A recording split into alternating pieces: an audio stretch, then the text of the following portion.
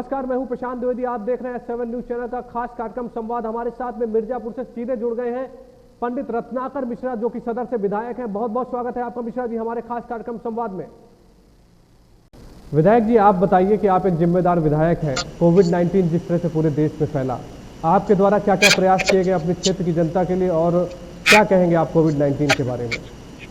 जी भाई साहब, हम अपने क्षेत्र में माननीय प्रधानमंत्री और माननीय मुख्यमंत्री और राष्ट्रीय अध्यक्ष और प्रदेश अध्यक्ष के प्रेरणा से हर जगह जाकर अन्न का किट का वितरण किए, और उसके अलावा जो पूर्वांचल का शान है, गमछा भी बांटे और मास्क भी। और हमारा लॉकडाउन के पीरियड में परमानेंट एक तरह से जनता किचन चल रहा था। जो भी जनता आते थे, हमारा 2 जगह, एक विंध्याचल में, एक मिर्जापुर में, जो भी जनता आते थे उनको ससम्मान भोजन उन लोगों को दिया जाता था। और आज भी हम अपने यहाँ माँ विंध्यवासिनी के दरबार में जो भी देश विदेश से आते हैं, करीब 11 बजे से हम उनको मास्क और सैनिटाइजर सभी को उपलब्ध करा कर देते हैं। जो नहीं लगाए उनको देते हैं, और सैनिटाइजर तो सभी को हम देते हैं।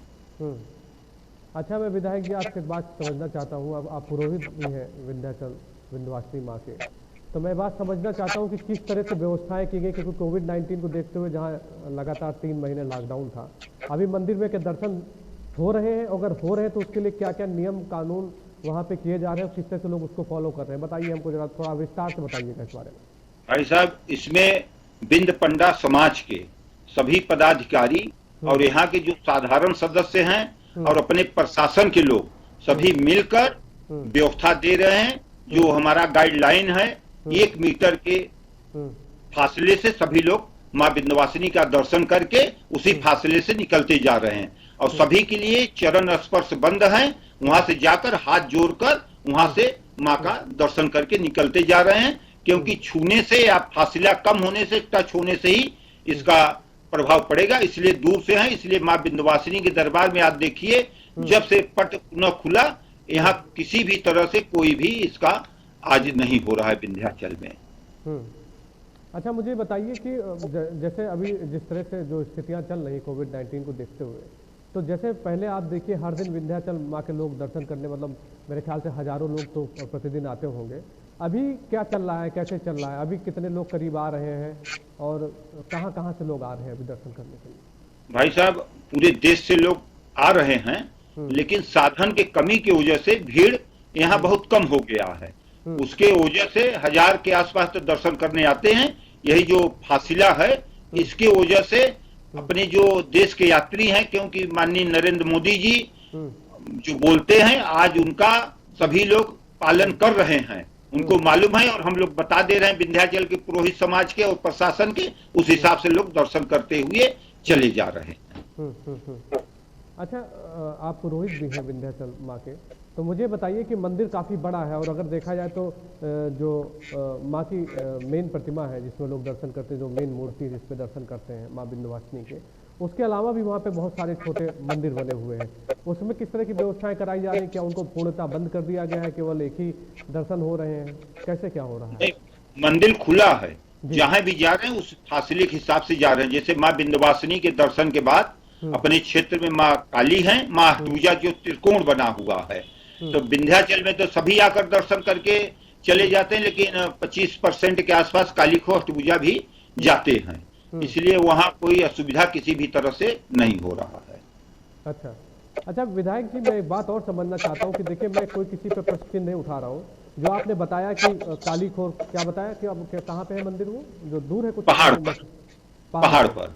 अच्छा, वहाँ पे विधायक जी कुछ मंदिर है जहाँ पे बड़ी समस्याएं लोगों को देखने के लिए मिलती है। वहाँ पे मतलब अलग अलग मंदिर बने हुए हैं, और लगातार लोग जो है वो कहीं ना कहीं भक्तों पर भी एक तरह से दबाव बनाते हैं कि नहीं, आप यहाँ बैठिए, यहाँ दर्शन करिए। तो मुझे बताइए कि मेन मंदिर है कहाँ पे वहाँ पे, जो जहाँ पे लोग दर्शन करें?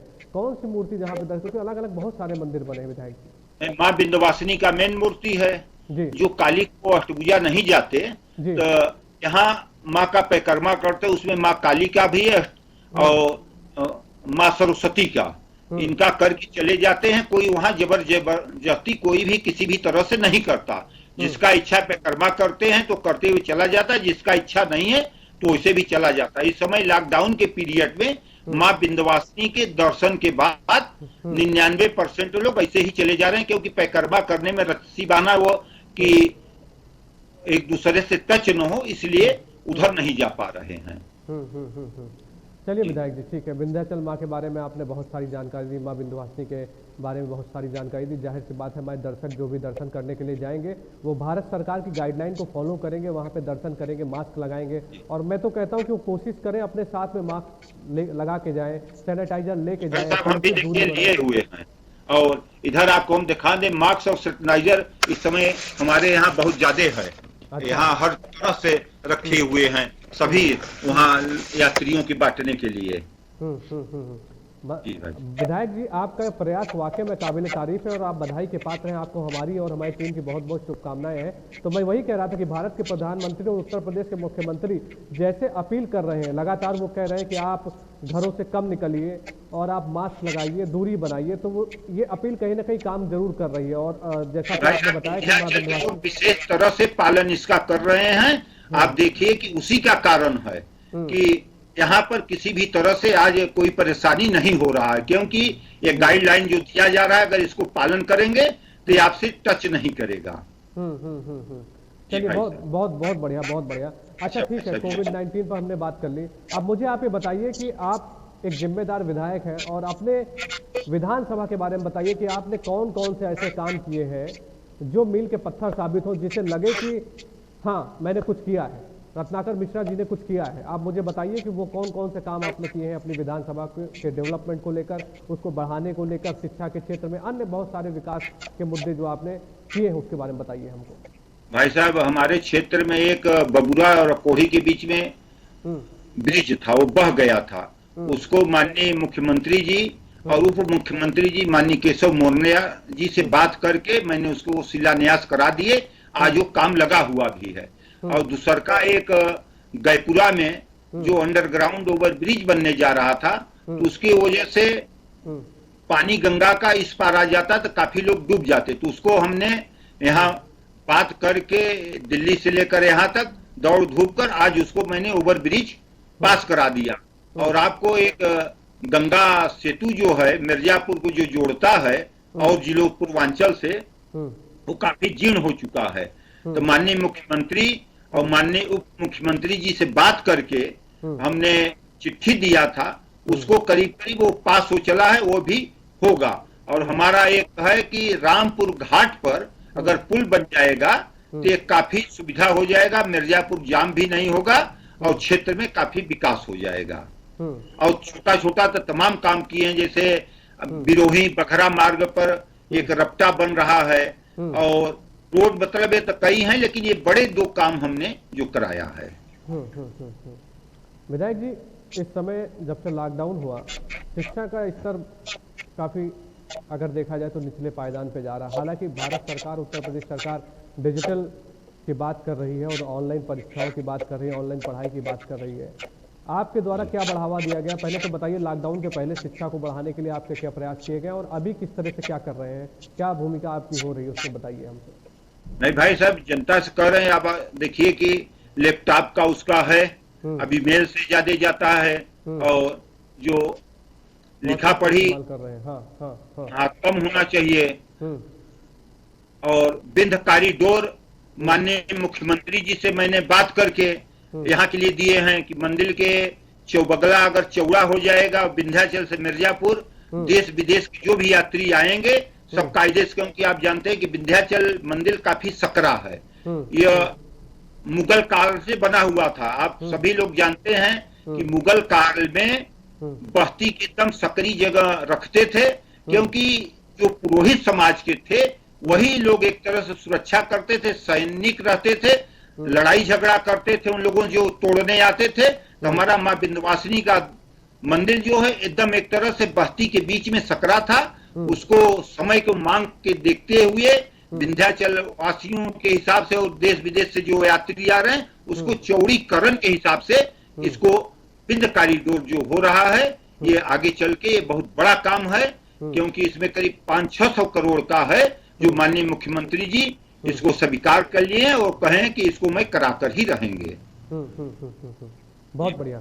अच्छा, सबसे बड़ी बात अगर आप देखें तो भारत के प्रधानमंत्री जो है वो स्वच्छ भारत की बात करते हैं। लगातार उन्होंने जिस तरह से शौचालय बनवाए हैं, जिस तरह से वो कहते हैं कि खुले में शौच मत जाइए, और सफाई व्यवस्था की बात कहते हैं, क्या कहते हैं आप इस बारे में, और आपके द्वारा क्या प्रयास किए जा रहे हैं? क्योंकि अगर मंदिर में भी देखा जाए तो बहुत बार अगर देखा जाए तो सफाई व्यवस्था में कहीं ना कहीं कुछ ना कुछ लचर दिखाई पड़ता है। आप कैसे देखते हैं और कैसे ठीक करेंगे इसको, और क्या प्लानिंग किया इस पर आपने? नहीं भाई साहब, सफाई व्यवस्था तो बहुत अच्छा है, जी। लेकिन इस समय जो आपका गंगा प्रदूषण के द्वारा जो सीवर लाइनें बिछ रही हैं, हम्म। इससे हर जगह जो खुदाई हो रहा थोड़ा दिक्कत हो रहा है।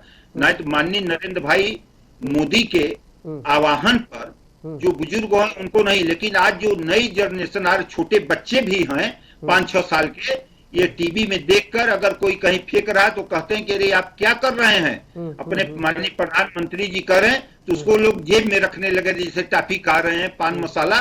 तब कहीं आप देखिए ये फेंकने का प्रवृत्ति खत्म हो रहा है।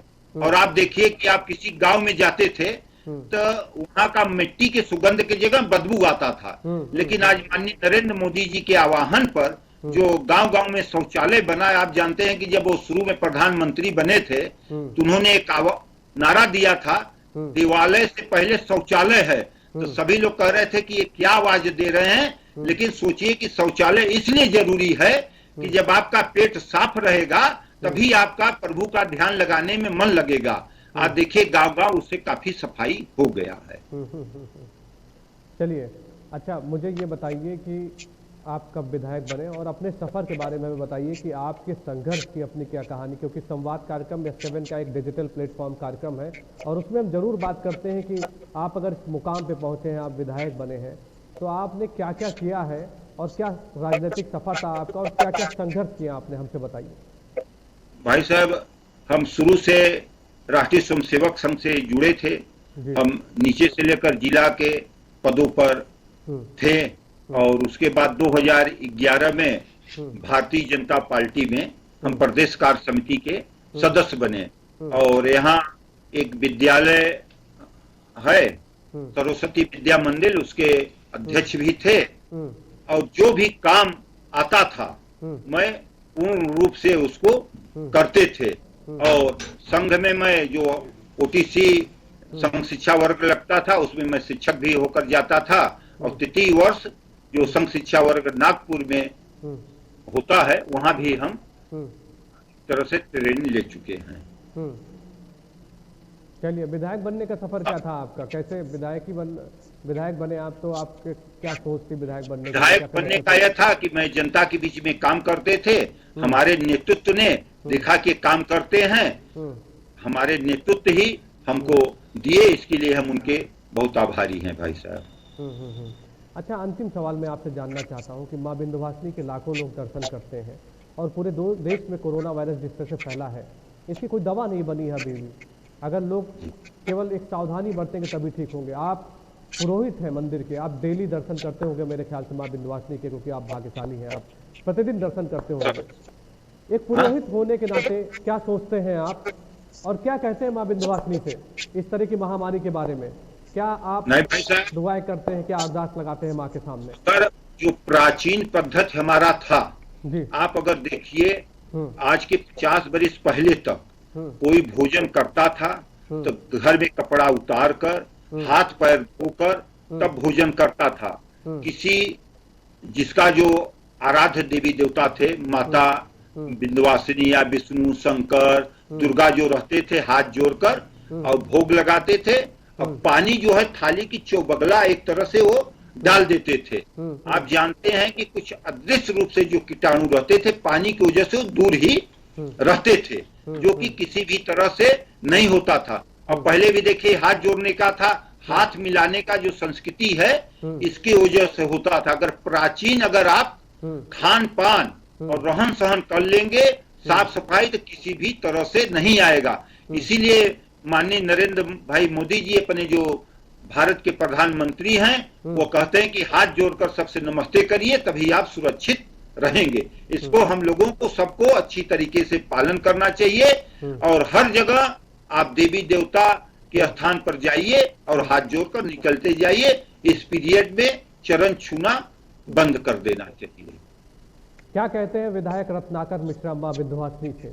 क्या अरदास करते हैं, मैं ये भी जानना चाहता हूँ, जिस तरह से मां महामारी विंध्यवासिनी पूरे देश से में फैली है। यही मतलब एक तरह से उनसे प्रार्थना है कि अपने देश के साथ पूरे धरती में जो कोरोना रूपी एक तरह से इसको राक्षस ही कहा जाएगा, राक्षस इसलिए कहा जाएगा कि हर काल में एक तरह से समाज में संकट आता था। सतयुग में हिरण्याकश्यप था, पूजा पाठ एक तरह से बंद हो गया था, जो पूजा पाठ करते थे उनको मरवाता था। राम काल में रावण था।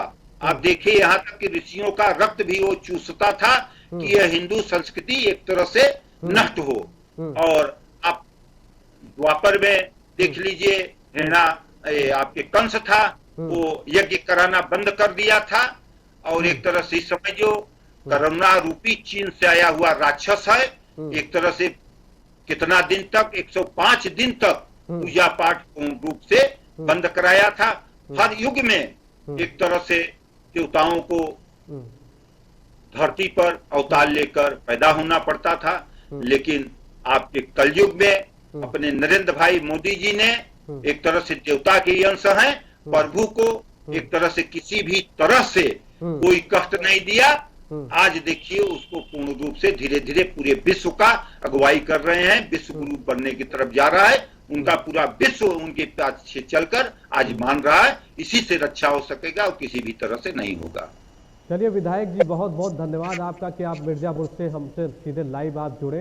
और मैं भी ये कामना करता हूँ, मेरी पूरी टीम ये कामना करती है कि माँ विंध्यवासिनी आपको भी सुरक्षित रखें और आपकी जनता को भी सुरक्षित रखें, और माँ विंध्यवासिनी पूरे विश्व पे कृपा दृष्टि बनाकर रखें। लोग जाएं लेकिन उचित दूरी बनाएं, दर्शन जरूर करें, मास्क लगाएं और सैनिटाइजर अपने साथ में लेके जाएं, और कोशिश करें कम से कम घरों से बाहर निकले। S7 भी आपसे अपील करता है। विधायक जी, बहुत बहुत धन्यवाद आपका संवाद कार्यक्रम में आने के लिए, हमारे साथ में जुड़ने के लिए।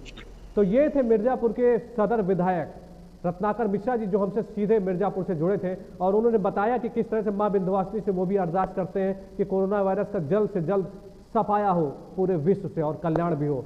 अभी आपसे फिर होगी मुलाकात। नमस्कार।